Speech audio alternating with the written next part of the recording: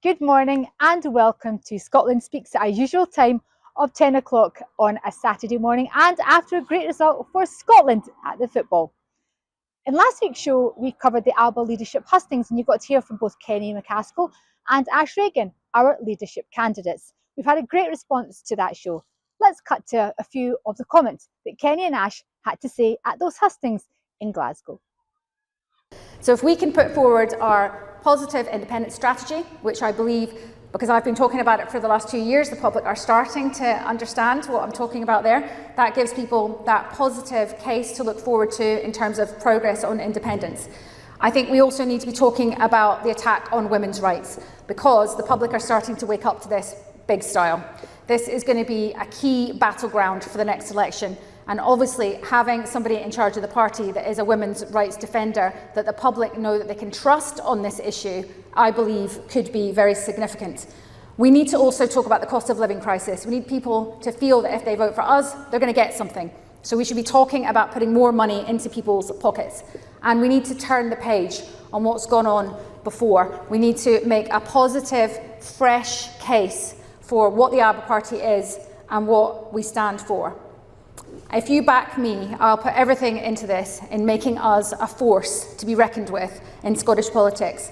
And I believe that's important because I think that the best legacy that we could have for Alex Salmond is for our party and the party that he started to be successful.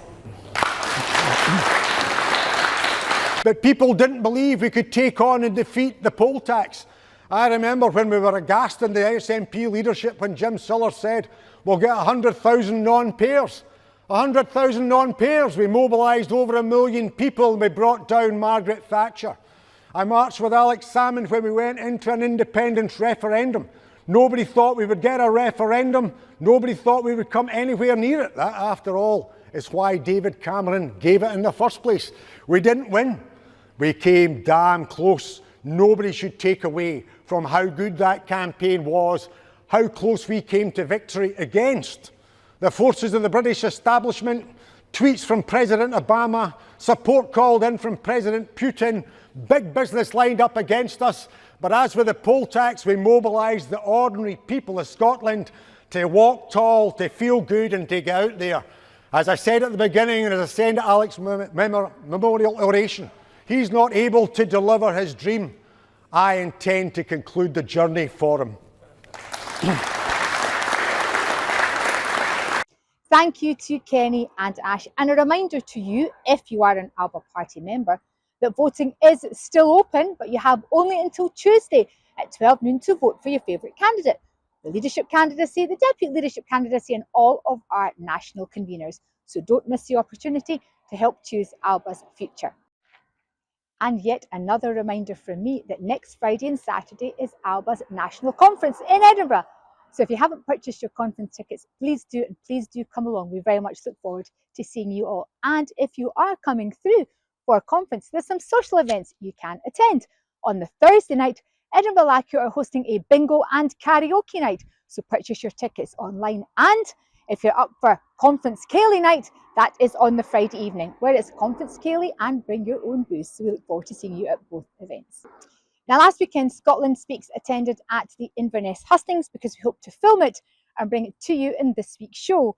Unfortunately, not all candidates could be at that hustings, so although we recorded it, it didn't seem appropriate to play that out in the interest of fairness to all candidates. So instead, you're going to have to make do with the online hustings. And you're going to hear from, in the Depute Leadership Hustings, Neil Hanvey and Chris McElhenney. And with that, I will see you next week, and in next week's show, we will be covering the leadership announcement and the deputy leadership announcement, which will be taking place next Wednesday in Edinburgh. And if you're a party member, you can attend that too. And we'll also be hearing from the newly elected national office bearers of the ALBA party. So for the next couple of weeks, it's all ALBA, it's all independence for Scotland. We'll see you next week. Hello everybody, welcome to the ALBA party online hustings for the deputy leadership. Got with me tonight Chris McElhenney, who's a deputy leadership candidate, and the other candidate, Neil Hanvey. The format of the debate is going to be opening statements from each candidate, which will last for approximately 4 minutes. and followed by questions and closing with 2-minute closing statements from each candidate. We're expecting this to last approximately 40 minutes or thereabouts. So, gentlemen, do you have any preference for who would like to start? None at all, Mike. None at all, Mike. By all means, Chris, go ahead. Chris, are you happy with that? Sure. Okay, if you want to start with your 4-minute opening statement. Well, thank you very much, Mike, for chairing this evening, and hello to any ALBA members that are watching, and indeed anyone who's not an ALBA member, because you're equally as important to us going forward in terms of how we build and succeed as a political party. And that is the reason I'm standing to be the deputy leader. I think I've got the best experience that the party needs to help us have a match-fit election-winning team to deliver on the success that we all know Alex Salmond wanted us to achieve at the next Scottish Parliament elections. I think there will be 3 key themes that make ALBA stand out at the next election. The first is, we know from 2026 and 2021 that the list system sees about 1 million votes that pro-independence voters cast lost. They don't deliver any seats for the independence movement. If ALBA can ensure that people and members across the independence movement know that a vote for ALBA party is a vote to help the independence movement, I think then that could help us lead to 10, 12, even 15 or more seats in the Scottish Parliament, and that would all but ensure a pro-independence majority after the next election. But, you know, there are other parties that say they're pro-independence, so what makes us different? I think in the here and now, there is a rollback on some of the popular policies that the first Alex Salmond government introduced in 2007 onwards. Back then, people knew that if you voted SNP, you were voting to keep money in your pocket, and you were voting for a sensible way forward, such as policies like freezing the council tax. Across Scotland, people will be getting hammered on the 1st of April this year with bills in excess of 10, 12, even 15% as their council tax goes up, all at the same time that councillors have given themselves a 22% council tax, sorry, a 22% pay rise. Now, these are the sort of policies that people start asking themselves, what are you doing for me? So, of course, we're strong in independence, but we need to make sure we're putting money in people's pockets with policies such as our 5-point plan to tackle child and family poverty, a policy that I was really proud to have developed for the party. So independence and putting money in people's pockets is key. But as we see across the world, there is quite clearly a rejection of the woke agenda that would have us believe that men are entitled to enter the single-sex spaces of women. You know, I think that from the launch of ALBA Party, we have been very strong in this position. And the fact that we have the only woman, in fact, the only person ever to have resigned from government on a point of policy principle in Ash Regan, which was in opposition to Nicola Sturgeon's gender self-ID policy, I think we have a very strong case that people will listen to us when we say that if you vote for ALBA Party, you can be guaranteed that we will stand up for the rights of women and girls. So in this election, with a strong pitch on independence, a promise to put money in people's pockets, and the guarantee that we will stand up for the rights of women and girls, I think that's a very compelling case for why people should vote for ALBA Party. And those are the policies that, as deputy leader, I want to take out to the country. Thank you. Thank you, Chris. Neil, would you like to go now?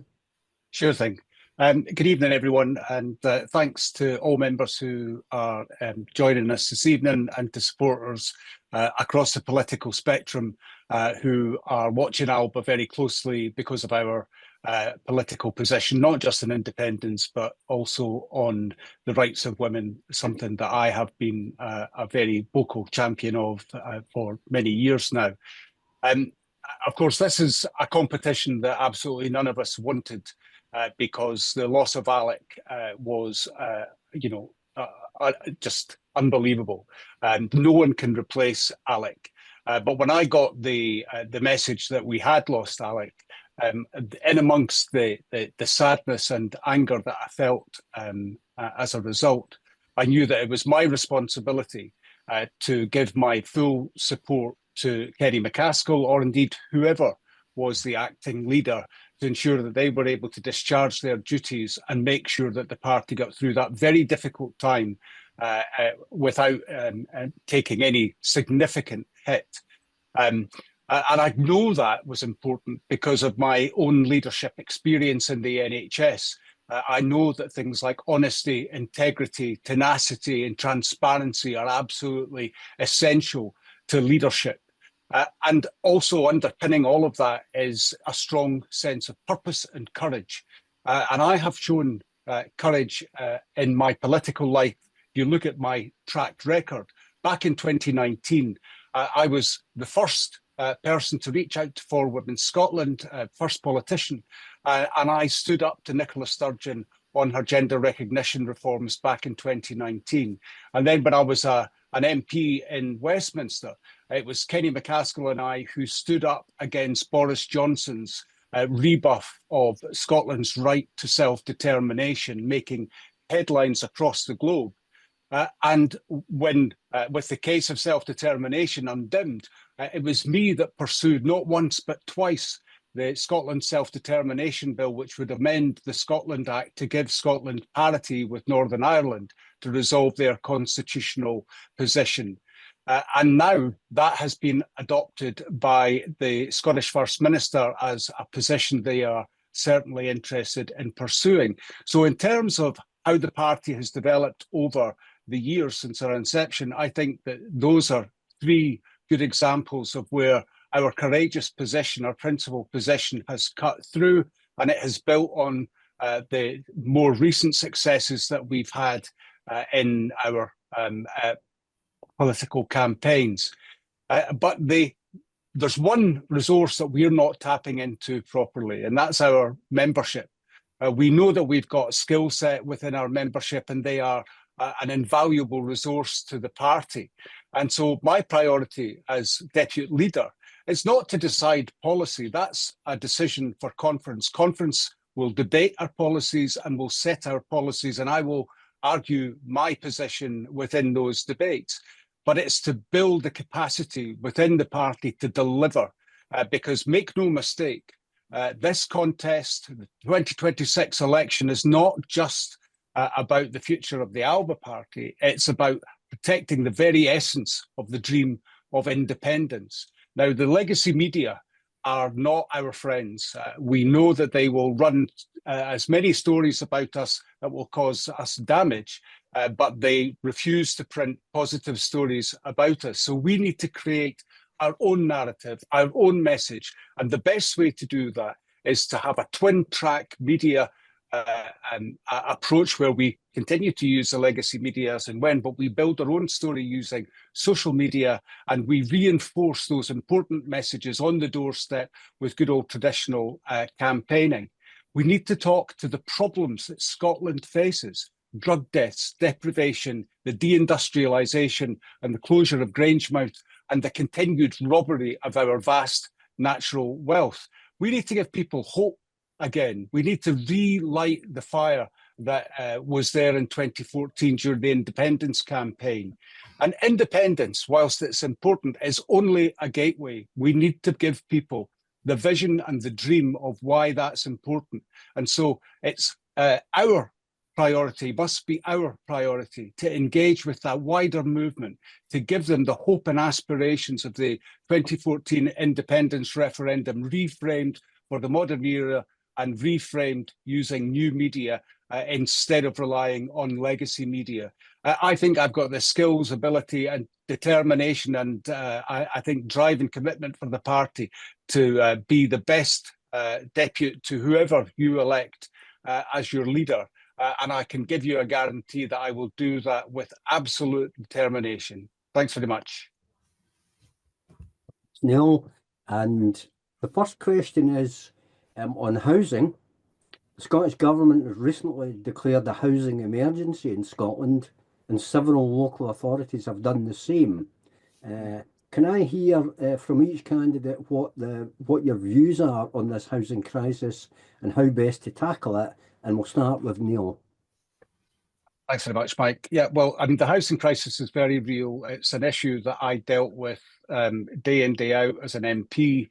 The whole system is absolutely locked. There are people who have maximum points, maximum medical points, and every supplemental point you could imagine. But the councils simply do not have housing stock. It's not the fact that council officers are unwilling or unable to do their job.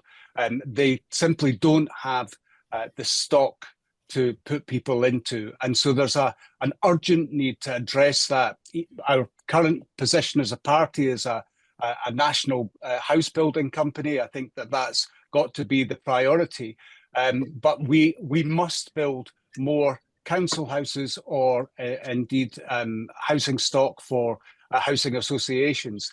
It's simply not good enough to call housing affordable when actually for the vast majority of people on minimum wage, it's completely unattainable. And so many young people who've been brought up in the belief that the only way to be successful is to buy your own home.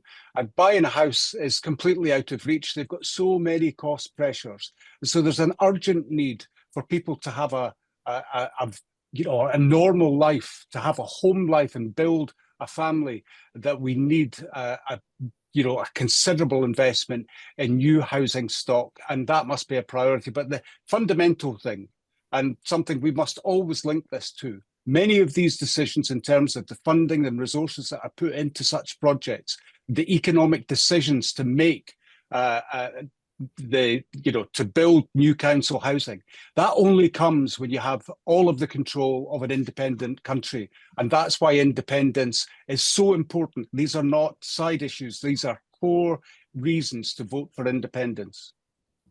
Thank you. And Chris, now would you like to address that question? Yeah, thanks, Mike. Now, I think there are various different aspects to this question. Housing isn't just council housing, it's also about owner-occupiers. The short answer is, why do we have a housing crisis in terms of local authorities, housing stock and housing associations? It's simply because not enough housing is getting built. And I think it's actually related to the cost of living crisis. We've seen massive inflation over the past 3-4 years. And actually one of the byproducts of that is we've seen massive increases in private wealth due to the interest rates, but also we've seen a massive increase in the size of pension pots. I'd quite like the government to be a bolder on this. We should have policies in place that, whether it's the Strathclyde pension scheme, whether it's the NHS pension scheme, they shouldn't be allowed to invest in companies that purchase and support the facilitation of the construction of weapons.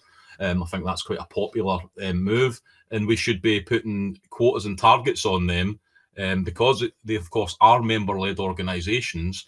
They should be forced to actually invest the billions of pounds that they have locked up in pension funds in building housing. And that then ties into, how do you secure the capital for a national housing company? It doesn't have to just be annual revenue and an allocation from the Scottish Government's capital budget. There are massive pots of money out there that we all pay into through taxation, which go into pension pots, as I said, for councils, for hospitals, for the civil service. They should be forced to actually invest in housing. But I don't support the narrative that we should also pull the ladders up on people. I don't live in a council house. I live in a flat. I bought my flat. My mortgage will be paid off in something like 22 years. I don't want to have to pay rent for the rest of my life.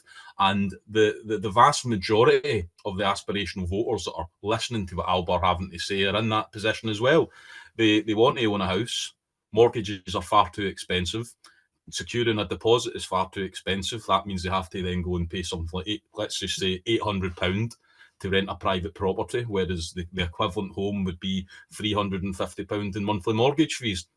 We have to let people like that know that we're listening to them. We're not just saying, let's build more housing so that we can create more housing stock for local authorities or housing associations that are, quite frankly, anti-democratic. The whole point of investing in housing stock is so that we can have more affordable housing on the market. The more housing we have, the lower that'll decrease demand, and that'll stop the quite frankly crazy situation that when my mum and dad bought their first house, it was probably something like 3 times their salary, whereas today a first-time buyer trying to buy a house is faced with upwards of 10, if not 15 times their salary. We have to also address that, because that is a big group of people that in 2014 voted for independence. 10 years, 12 years on next year, they now have their own families. They're looking to get on in life. They're looking to aspire. They're looking to move into back and front doors. And quite simply, they don't exist. So yes, we need to build more housing, and I've explained how we do that for social tenants, but also we need to make sure we have the environment in place in Scotland that developers can come in and build the family homes that people want to buy, so that in 25 years they don't need to pay rent for the next 40, 50 years. That's the only downside of scrapping right to buy. You know, when you were able to buy your own council house, that was your house. As soon as you'd paid that house off, it was yours. We have people in Scotland that pay rent forever.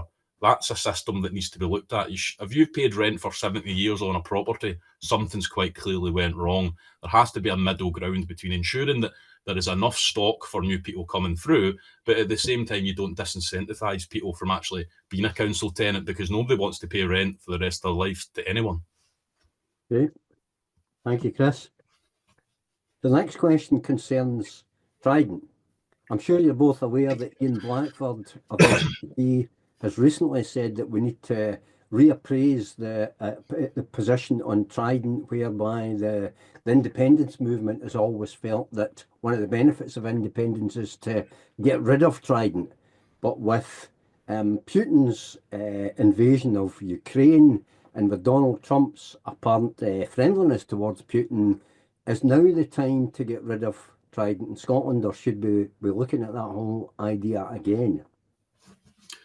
Yeah, thanks, Mike. Well, I wrote ALBA's policy on Trident on defence, and ALBA's policy is that Scotland would rid our shores, the Clyde, of nuclear weapons from day one of independence.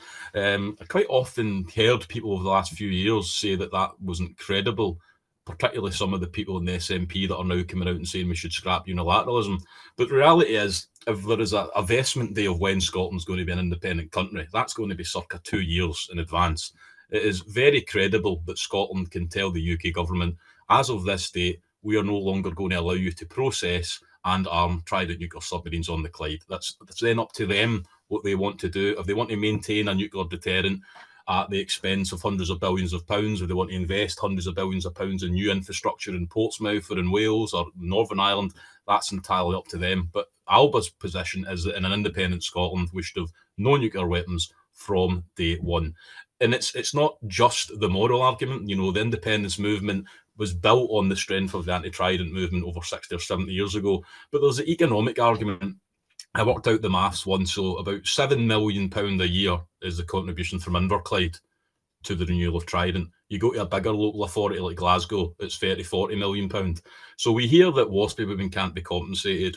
We hear that pensioners have to be frozen because they shouldn't have a winter fuel payment, something that ALBA Party is campaigning strongly on. We're hearing now that we're going to need to see welfare cuts, and we're hearing that we're going to see tax go up, all while we're spending over £205 billion over the next 30 years on a system that either will never be used, or if it is used, everything's irrelevant anyway because everyone dies.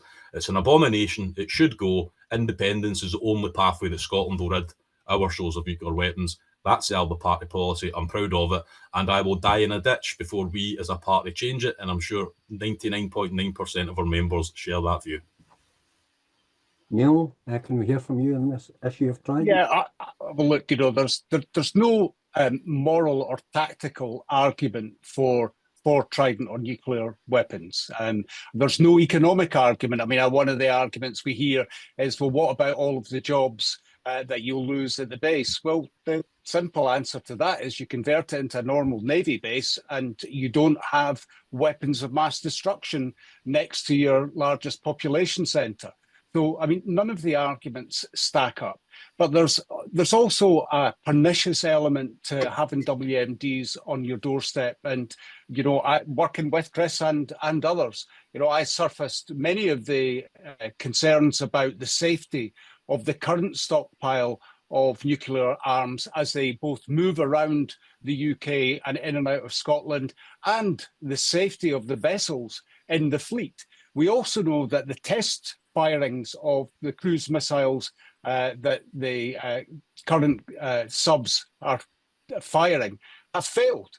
So the weapons themselves, the vessels themselves, are not fit for purpose. They are a threat in and of themselves. And when it comes to the idea that somehow having WMDs on the Clyde is a deterrent for Vladimir Putin, that is a fallacy. What it is a target on Scotland for attack. And it's unacceptable, indefensible, and they must be removed day one of independence. Thank you, Neil. Our next question concerns ferries, both the building of our ferries and the operation of our ferry on the Clyde and the West Coast routes by Caledonia and McBrain. The first part of the question is to ask if if it's right that Scotland's ferries are being built in Turkey and not in Scotland. And the second part of the question relates to the problems of the CalMac struggling to provide ferry services with our ancient fleet of vessels. What do the candidates feel about these two issues that are, and what would they propose doing about that situation? Neil, you want to take us away on that? Sure. Well, I mean, the first point I would make is how badly let down island communities are by the current government and the fiasco over the management of ferries. The second point is that there was a very clear pathway to modern and efficient services using catamarans tabled way back at the beginning of all of this. And yet again, the tenured government decided not to listen to something that would have been easy to progress, would have been adaptable to the current harbours and ports that the ferries would have docked at, and could easily have been manufactured here. So they've built two ferries that are fueled by it was LPG. And there's no direct supply of LPG on the West Coast to supply these vessels. So, I mean, the whole situation has been an utter shambles. Kenny has looked into this in great detail, and one of the biggest problems is the fat salaries going into the lawyer class on CMAL. And it's just another example of the wrong people making the wrong decisions for the wrong reasons. There's absolutely no way that a country such as Scotland, with a proud history of shipbuilding, should be sending an order to any other country other than themselves. So the fact that the ships are being ordered in Turkey is an absolute outrage and a failure of government. So, I mean, in short, this has been an excruciatingly badly handled circumstance. It's given our opponents and the opponents of the independence movement a rod to beat the Scottish government with, and it was a completely unnecessary fiasco because there was a clear path right at the beginning that would have enabled us to have a new, modern, capable fleet at a much lesser cost than these ferries that have got the wrong engines in them. Okay, thank you, Neil. And Chris, now can we hear from you on the issue of ferries? Yeah, of course. Close to my heart. I served on the task force that saved Ferguson from closure in 2014. Back then, I thought that bringing the yard into public hands was the best way to save it.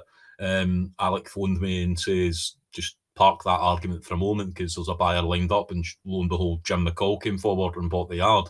And anyone that's visited Inverclyde could see the improvement in that yard. Literally, you could see it. New office accommodation, new sheds, new machinery. And I was really confident that there was, a 40-year pipeline of work on the back of Jim's vision for, building ferries there, taking ownership through the Scottish Government of the largest dry dock in the UK, Inch Green, which sits not far from it, which would mean you could build big ships. An interesting statistic is there are as many ships and boats sailing around the world today as there ever has been in history. And we're a maritime nation. So it's not just about building ferries, it's about building fishing ships, it's about building the cruise ships that come into the east of Scotland and the west of Scotland.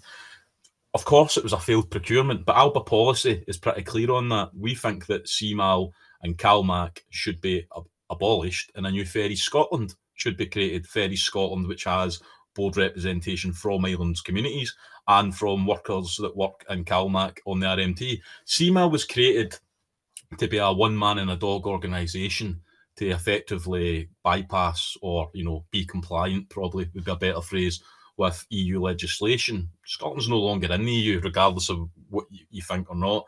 The notion that the Clyde has to ask Turkish shipyards to build ferries for Scotland is, quite frankly, offensive.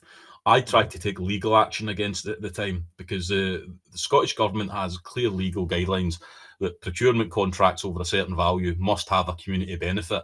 I was told that the community benefit was that an apprentice a year would go to Turkey for work experience for 2 weeks. Now, the whole point of public sector procurement, so in this case, £300 or £400 million worth of procurement sent to Turkey. If that £300 or £400 million was spent on the Clyde, that's £300 or £400 million worth of jobs, directly and indirectly, that would see benefit. You would then be able to have the foundations in the job security that you could issue the next 20 years of the CalMac small vessels replacement programme to Ferguson's, to accelerate yards that you expand across the Clyde. And before you know it, you're supporting 1,000 jobs. As we have it, the Scottish Government has a shipyard in name only, because it stops it getting any new work. It stops it then developing and redeveloping the manufacturing class of the Clyde, which again is important towards independence, because we're going to have a navy when we're post-independent. So yards like Ferguson's need to be able to work with yards like Govan and Yarrows. But the reality is, and I don't want to be negative and make this into a criticism of Nicola Sturgeon, we only announced 2 stupid ferries that would be so-called green, so that Nicola Sturgeon could make an announcement at an SNP conference. Jim McCall didn't even know the cost of the ferries when Nicola announced that she had done a deal with him. And ever since then, we've been chasing our tail, just try to cover the back catalogue so that Nicola keeps her hands clean. The reality is they were never fit for purpose. They should have just been deemed as a failed procurement. The Scottish Government should have put the blame where it lay, CMAL and Nicola Sturgeon, and we should have just got on with building normal ferries like the rest of the world does. I'm still confident there is a bright future for Ferguson's, but the yard will close by the end of this year if the Scottish Government does not award it the small vessel replacement programme. ALBA party, Ash Regan, Kenny McCaskill, they have both campaigned for this issue. We're on the side of the workers of the yard. We want to see investment in that yard, not just so that they have jobs and not just so that my community continues to benefit from having a shipyard, but so that people that live in the island communities that need those ferries can benefit from those ferries. And my final point is, Mike, CMAL, they went to great fanfare to announce how well the Turkish shipyard was doing building the vessels. They're consistently delayed after delayed after delayed. We haven't received those ferries yet. Who knows when we'll receive them. Glen Sannox, thankfully, is out there now, so I'm not going to talk that down. I hope it gets itself into action soon, and I hope the workers at Ferguson's get the work they deserve. If Alex Salmond was still the First Minister of Scotland, I guarantee you that shipyard would now have something like 1,000 workers working at it. It's now only got about 70 people from my community working on it. That's a lesson of failed procurement, and that's a lesson of a Scottish Government that spent far too much time with its eyes on peripheral issues that do not matter to people instead of keeping its eye on the prize. Right. Thank you, Chris. The next question is one on energy. Alex Salmond famously said that Scotland had won the energy lottery not once, but twice. First with oil and gas, and secondly with renewables, and that Scotland had the potential to become the Saudi Arabia of renewables. And yet we've seen very few jobs to come to Scotland on the back of the renewables industry. And retail fuel prices are amongst and electricity prices are amongst the highest in the developed world. What can we do to ensure that Scotland benefits much better from its energy resources, and to tackle the issue of high retail fuel prices and the accompanying fuel poverty? Ask Chris, it's your turn to go first on that question. Well, the reality when it comes to Scotland's energy is that private capital gets the profits, Westminster gets the revenues, and Scots pick up the price. Now, we live in a country that is practically self-sufficient in generating renewable electricity. We have an overabundance of natural reserves of oil and gas. So it's obscene then that we pay some of the highest energy costs in Europe. One of the benefits of having this green renewable revolution isn't just about giving Scots cheaper electricity. It allows you to attract the energy intensive companies of the future to Scotland, because they know if they come here, they can get very, very cheap subsidised energy.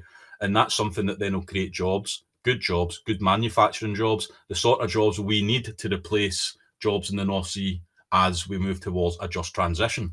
The reality is now that both the Scottish and the UK governments are only focused on a transition. There's nothing just about it. There's nothing just that shutting down the North Sea, putting 100,000 people, their families, all out of work with no jobs to go to. That's why the renewables energy has to be at the heart of, you create those jobs and you allow people to transition, whether it's from Grangebury to the North Sea to them. You don't put the people onto the scrap people onto the dole and then think we need to create jobs for them. And the way that you get energy prices down for consumers is you create a national energy company. That's ALBA policy. Nicola Sturgeon announced that at an SNP conference in 2017. She says the Scottish Government would create a public energy company. Subsequently, they've said they don't have the powers to do it under devolution. Ironically or awkwardly, the Welsh Government has created a public energy company, so it can be done, albeit that Welsh company doesn't really have the hefty power. So if we had the powers, whether they were devolved to us or if we were independent, you would set up a public energy company. You would then take a stake of, say, 5 to 10% from every single new off-field extraction license that you grant. You would take a 5 to 10% share in every new renewable field that you grant, and you would use the revenues that that creates to create a subsidy scheme for Scots so that we get cheaper electricity and cheaper gas. We must be one of the only countries in the world that you look out your window if you're in the northeast of Scotland and you see that free energy is coming on shore, but your energy bills are going up. No one else in the world would tolerate it. We shouldn't tolerate it. Scotland's energy should be there for the benefit of the Scottish people, and with independence, we can make sure that happens. Thank you, Chris. And Neil, would you like to give us your thoughts on the subject of energy? Yeah, so I was up in Iceland for a trip last year, and the place that we were staying at, the woman who rented it out to us said, if you get too hot in the flat, just open the window to let it cool down. And you contrast that with where we are, where we have, the similar situation, a huge natural energy resource, just like Iceland, but where the Icelandics get their energy pretty much free of charge. And, that many of them now drive electric vehicles as a consequence because it's very, very cheap to charge their vehicles. It's very cheap to heat their home. They don't worry about putting on a coat to stay warm in the winter. And it's much colder up there for a consistent period of time than it is here. But the priorities in the UK are not really about looking after fuel-poor Scots. The priority is extracting the resources. And, I've referred to this as the Great Robbery many times. I cast my mind back to 1976 when the Forties pipeline was first switched on to great fanfare, as if this was some marvellous occasion. The only thing that it was marvellous for was Margaret Thatcher and the coffers in Her Majesty's Treasury at that time. And it has been the same ever since. And the point that Alec was making when he talked about not repeating that gross error where our vast energy wealth was stolen from under our noses relates to the new renewable boom. And we already know that the plans are afoot from the Westminster government to rob us yet again. The National Grids Beyond 2030 strategy is exactly that. So there are subsea cables east and west of Scotland going down to where the energy is required in England. There is a new pylon going down the east coast and central borders, taking Scottish energy to England. If you consider Scotland a Westminster asset, they are sweating their asset. They are taking our energy for free, and they give us absolutely nothing back. No jobs, no revenue, and no benefit to our people, apart from a few minor tokens to community councils and the like. But what is the Scottish Government doing to maximise the energy wealth that we have? Well, unfortunately, precious little either. They're not defending oil and gas. They're not making the best out of the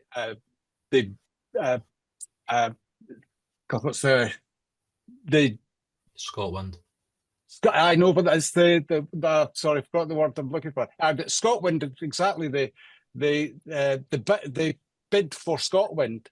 So when they had the auction for Scotland, they had it inverted. So they had a ceiling. You could only bid up to a certain amount. You couldn't exceed that. That is perverse. Scotland is worth 350 billion over a 25-year license, or 15 billion a year into Scotland. And it is absolutely outrageous that the Scottish Government did not protect that. And the other issue is Grangemouth. Of course, There has been precious little action from the Scottish Government to defend the closure of Grangemouth, and Alec was able to defend the closure of Grangemouth twice. We've got to take some responsibility for the loss of our energy resources being taken out of Scotland. But make no mistake, the UK Treasury sees Scotland as its asset, and they will continue to exploit it. The one good thing from the Beyond 2030 National Grid programme is that we know where the subsea cables are. We know they start in Scotland. And my plan would be on independence that we put meters at the top of those subsea pylons and subsea cables and pylons, and we charge the English for the energy that they take from Scotland going forward. Thank you, Neil. Now, last question before we move on to closing statements now is one about drug deaths. It's no secret that Scotland is the drug death capital of the UK, and it's the highest drug death statistics of pretty much any developed country. What are your views on that issue of drug deaths? How they can be prevented? How we can tackle that whole issue? And what we ought to do about it. Neil, if you take us away on that. Sure. Well, I think, a lot of the conversation about drug deaths is focused on that endpoint, and understandably so, because a loss of life is a loss of life and it impacts the family significantly. It's never, ever easy. It's never acceptable, and it's obviously very difficult. But the reality is that the pathway to being either a drug or other substance misuser, whether it's alcohol or whatever kind of substance you're using, that there's a pathway to that decision. No one wakens up in the morning and goes, I'm going to start taking drugs just because for the hell of it. The social conditions that drive people to try and control the pain that they feel, and that pain can be emotional, it can be physical, it can be a whole range of things, is driven by the circumstances in which they live and whether they thrive or not. And a lot of it's down to opportunity and a sense of having a future. And if you live in poverty and deprivation, where there's little opportunity on the horizon for good jobs, employment, or education, or you're brought up in grinding poverty and perhaps you've not had the best chances in life, then lots of people do unfortunately turn to the misuse of drugs. So there's a fundamental responsibility to go back to that core driver, the engine room of despair, and that is poverty, deprivation, opportunity. And the only real way that you can tackle that is by reversing that economic hardship of so many people. And you need to have independence to do that. Now, in the short term, obviously, you've got to deal with that symptom, the consequences of drug misuse. And so there are a range of different initiatives that have been started up, but we've got to be careful that, when you say safe drug consumption rooms, I mean, that's only one tiny slice of a comprehensive policy that is required.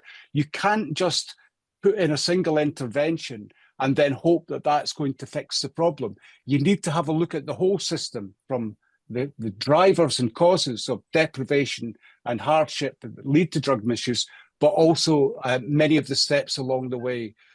And so we need a comprehensive strategy for drug deaths, but it has to be bigger than minor quick fixes like consumption rooms. One of the easiest wins that we could use now would be to have safe drug testing. So access to free, safe drug testing, so that people can take the substance that they're going to consume and make sure that they know exactly what it is that they're putting into their bodies. And that would be an incredibly efficient way at harm reduction. It's an issue that I've spoken to many of the drug charity workers in my constituency and local area, that they think that is such a quick solution to make sure that people don't overdose or take the wrong substance and then lead to those dreadful consequences.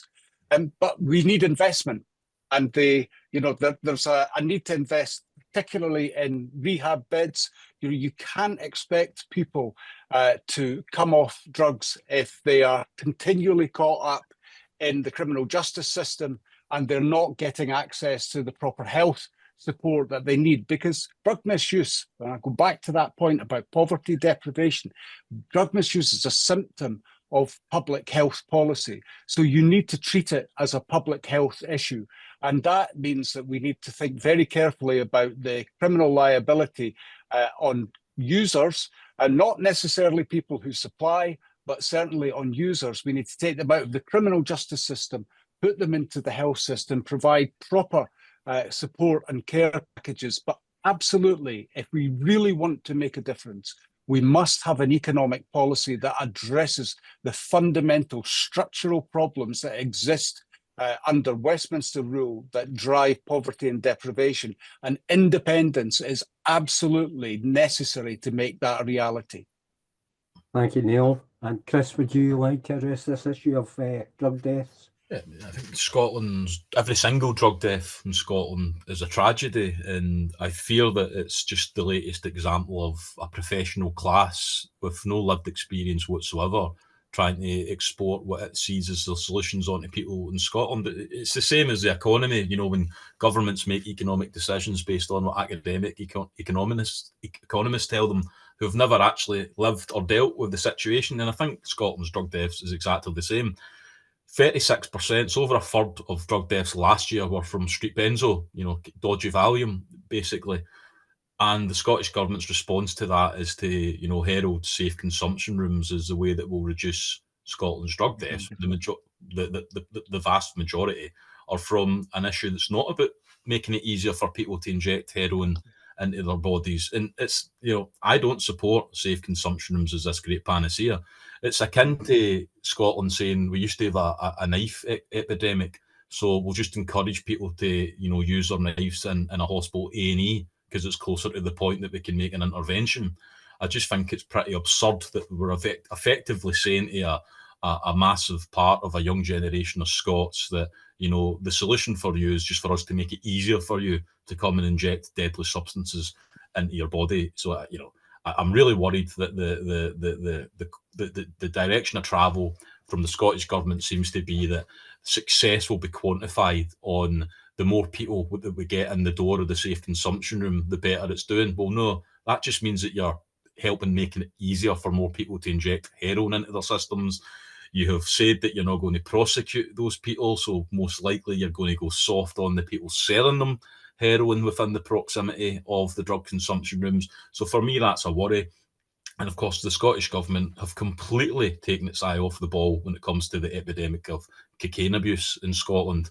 That really is going to cause an absolute tsunami of young men over the next 15 to 20 years with cardiac issues, mental health issues, and we don't seem to be doing anything to address that. You don't see any public health campaigns whatsoever advising people, as Neil says, about the purity of the substances that you're taking. I used to be aghast when I would see on social media during the COVID vaccine, people saying, I'm not taking that because you don't know what's in it. And many of those people are recreational drug users that have got no clue whatsoever what's in the substances that are taken. But drug deaths, like many of Scotland's socio-economic issues, go back to inequality. We have to, tackle all of the interconnected issues, whether it's, poor mental health at a young age, poverty, deprivation, a lack of educational opportunity, a lack of employment opportunities. All of these things are interconnected and they lead to, the degradation of those communities. And we just think it's the norm to accept that drug abuse happens. I don't agree with that. I think that we should continue to be firm on drugs. I don't think people want to see drug consumption rooms opening up in their communities. My fear is that, you may well go into your chemist and you see someone get methadone and they've been doing that for 20 years. My fear is that, someone that accesses a drug consumption room tomorrow will continue to access it for the next 15 or 20 years. And quite simply, they will not be offered the help that they should be getting. But the key point is every single drug death is a tragedy. This is something that the ball, as Nicola Sturgeon says, was well and truly dropped on. The main reason being they cut the funding to drug and alcohol partnerships. So that's key. We must invest in drug and alcohol partnerships because they are driven by local outcomes and improvements in their communities. They know better than a Scottish or a UK government on what their local communities need to help each individual have a pathway to recovery. And I think that investment is what ALBA have to continue to support. Okay, thank you, Chris. We're now moving to closing statements. We've got 2 minutes, a 2-minute time limit on the closing statements or thereby. Chris, would you like to take us away first with your closing statement? I done the opening statement first. I don't know, maybe Neil. So you would prefer Neil? Are you okay with that? I don't mind either way. Either way, guys. Okay. Happy to go ahead. Away then, Neil?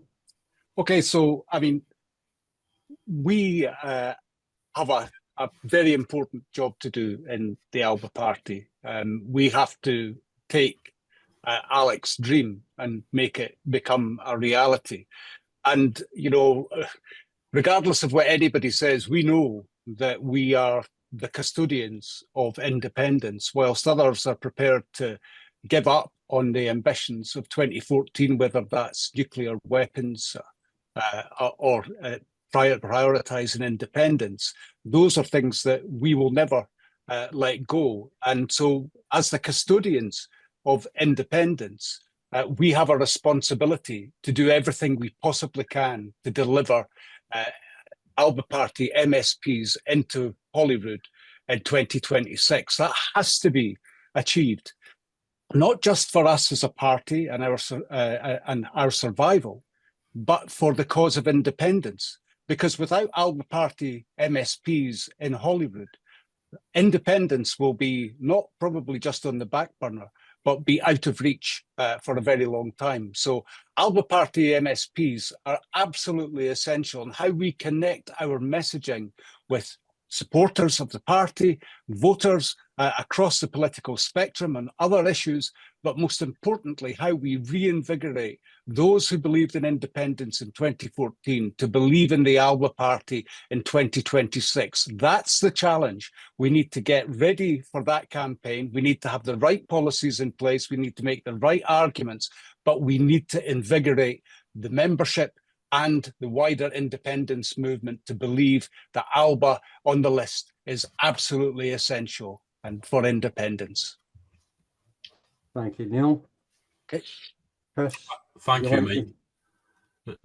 Alec was victim to the greatest ever political scandal and conspiracy in Scottish political history.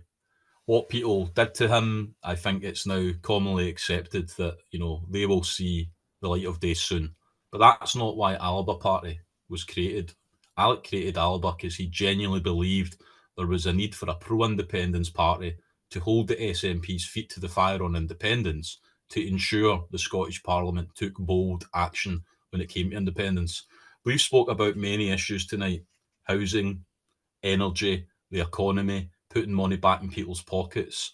Many of these things, the power still resides in Westminster, not within the Scottish Parliament. That is why Scottish independence is an immediate priority. ALBA's job is to connect the socio-economic argument for independence to the constitutional imperative of why we need it now. And the only way we will ensure a pro-independence majority at the next Scottish Parliament elections is with a strong list vote for ALBA to elect 15 to 20 MSPs. Yes, to make sure the SNP take action on independence, but also to work with them to face down the Westminster government as we ensure that the people of Scotland have their right to self-determination heard. That's a compelling case I think we can take to people across this country. It's one that I would be honoured to do so as Deputy Leader. That's why I'm in this contest. But whatever happens, I am confident the future of ALBA Party will very much help determine the future of Scotland as an independent country. Thank you, Chris. So that brings us to the end of the hustings. I'd like to thank both candidates for such comprehensive answers to the various questions. I think we've had a very interesting discussion with lots of food for thought for our members.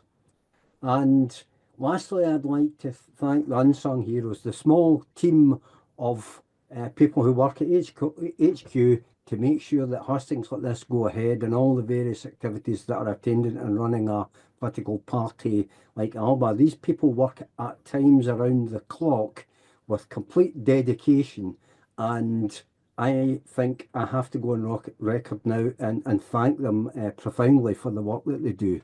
So that's it. Thank you very much again to both candidates, and we'll now close.